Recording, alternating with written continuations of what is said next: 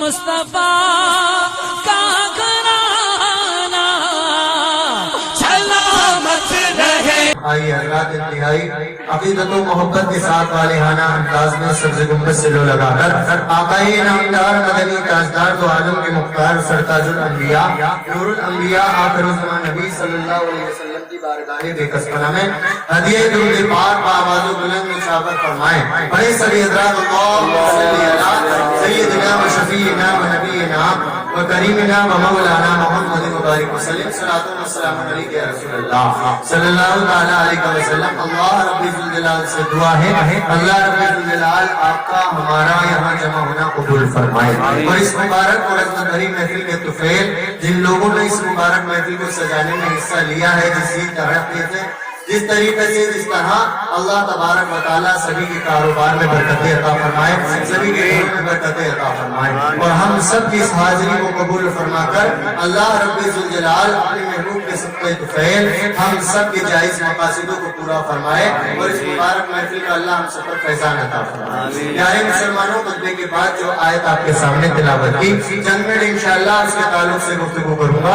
اس سے پہلے آقا صلی اللہ علیہ وسلم کی آمد کے تعلق سے چند شعر سماعت فرما لیں۔ آقا صلی اللہ علیہ وسلم کی آمد کے تعلق سے چند شعر سنے، سبھی حضرات آگے سے لے کے پیچھے تک ایک مرتبہ جھوم کر محبت کے ساتھ بولنے، ایک مرتبہ سبحان اللہ، اور محبت سے بولے سبحان اللہ۔ نور کا ماحول چھایا آمد سرکار پر، نور کا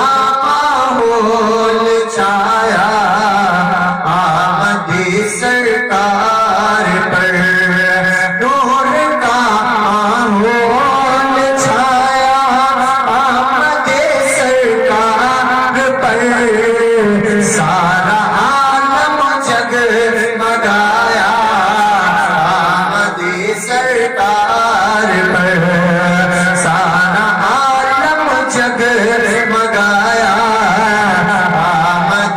سرکار پر، صلاۃ و سلام مصطفیٰ کی ذات پر، صلاۃ و سلام مصطفیٰ کی ذات پر، صلاۃ و سلام مصطفیٰ کی ذات پر، ہر فرشتہ پڑھتا آیا آمد سرکار پر، ہر فرشتہ پڑھتا آیا آمد سرکار پر۔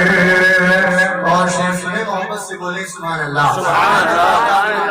شعر اور ایک مقطع کا شعر سنے، محبت سے بولے سبحان اللہ۔ ہم جھنڈے لگاتے ہیں تو جھنڈے لگانے کی کتنی فضیلت ہے، شاعر کا کہتا ہے سماعت فرمائے۔ جی حشر میں روٹیں گی حوریں اور رحمت اللہ کی، حشر میں روٹیں گی حوریں اور رحمت اللہ کی، حشر میں ڈھونڈیں گی حوریں اور رحمت اللہ کی، جس نے بھی جھنڈا لگایا آمد سرکار پر، جس نے بھی جھنڈا لگایا آمد سرکار پر، چوم لو چشتی ادب سے اس کی پیاری نوم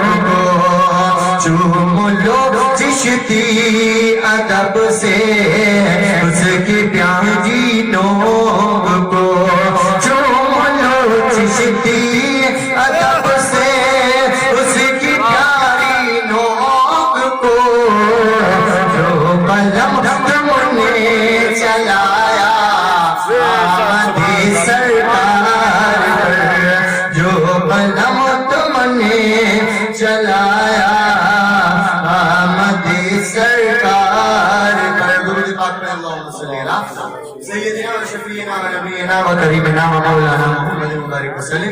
صلوات و سلام علیک رسول اللہ صلی اللہ تعالی علیہ وسلم.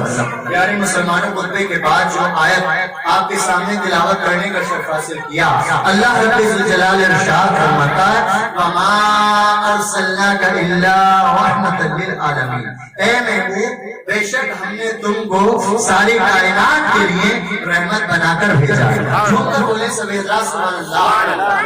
اے محبوب، ہم نے تم کو ساری کائنات کے لیے رحمت بنا کر کے بھیجا ہے. اب پیارے مسلمانوں، کائنات کے اندر کیا ہے؟ کائنات کے اندر زمین بھی ہے، کائنات کے اندر آسمان بھی ہے، کائنات کے اندر شجر اور حجر بھی ہے، کائنات کے اندر لوح محفوظ بھی ہے، کائنات کے اندر عرش و کرسی بھی ہے، حیوانات کائنات کے اندر ہے، جمادات کائنات کے اندر ہے، سمندر کی سیلانی کائنات کے اندر ہے، چاند سورج کائنات کے اندر ہے، اور ستاروں کی چمک کائنات کے اندر ہے، عرش الہی کائنات کے اندر ہے، جنت کائنات کے اندر ہے، جنت کی حوریں کائنات کے اندر ہے، اور حیوانات کائنات کے اندر ہے، جمادات کائنات کے اندر ہے، اور مسلمانوں انسان کائنات کے اندر ہے، جنات کائنات کے اندر ہے. پتہ چلا اللہ رب الجلال نے پوری کائنات کو اپنے محبوب کے صدقے میں بنایا ہے.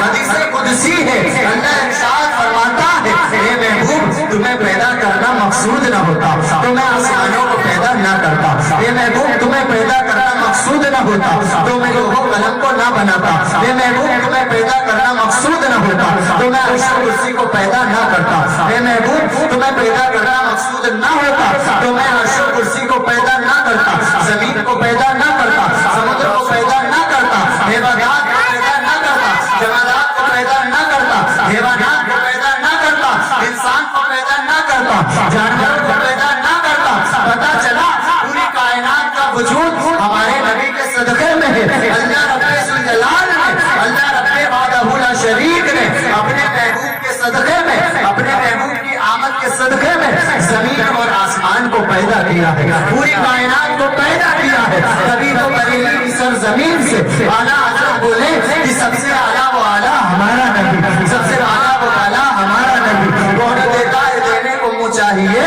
دینے والا ہے سچا ہمارا نبی. وہ دسو جن کو جنت کا مژدہ ملا، اس مبارک جماعت پہ لاکھوں سلام. اور پیارے مسلمانوں، اعلیٰ حضرت بولے زمین و زمان تمہارے لیے، مدینہ مکہ تمہارے لیے، دہن میں زباں تمہارے لیے، بدن میں حجاب تمہارے لیے، ہمارے یہاں تمہارے لیے، اور انہیں بھی وہاں تمہارے لیے. پیارے مسلمانوں، پوری کائنات کو اللہ رب الجلال نے اپنے محبوب کی آمد پر، اپنے محبوب کی پیدائش پر سجایا ہے. اپنے محبوب کے صدقے میں اللہ رب الجلال نے پوری کائنات کو سجائی ہے. اب غور کرو مسلمانوں، یہ جلسہ کرنے سے پہلے تخت بچھایا گیا، اسٹیج لگایا گیا، شامیانے لگائے گئے، نیچے بچھایا گیا. کہنے کا مقصد یہ سب کچھ بچھایا گیا ہے.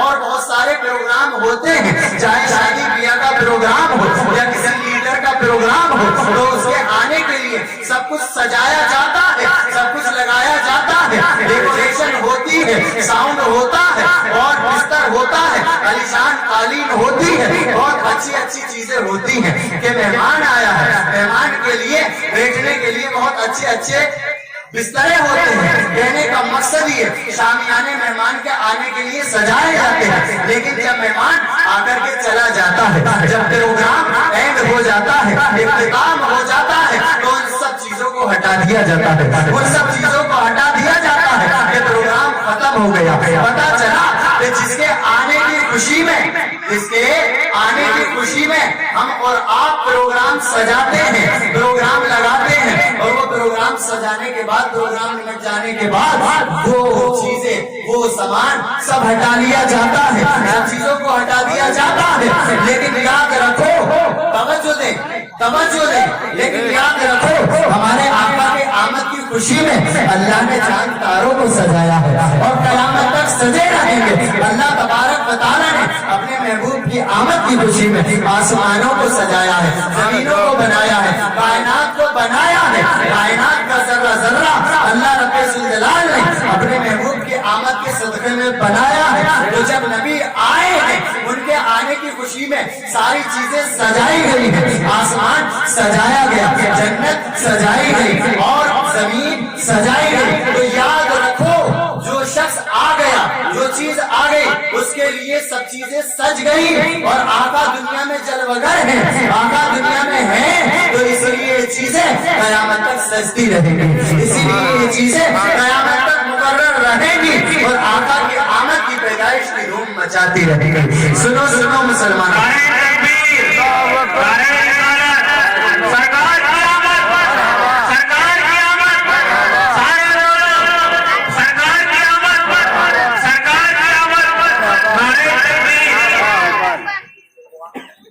عید میلاد النبی 12 ربیع الاول پیارے نبی صلی اللہ تعالیٰ علیہ وسلم کی پیدائش کا دن ہے، جس کو میلاد کہا جاتا ہے۔ میلاد کے معنی آقا کی پیدائش ہے، میلاد کے معنی آقا کا یوم ولادت کا دن ہے، میلاد کے معنی آقا کے معجزے بیان کرنا ہے، میلاد کے معنی آقا کی شان بیان کرنا ہے۔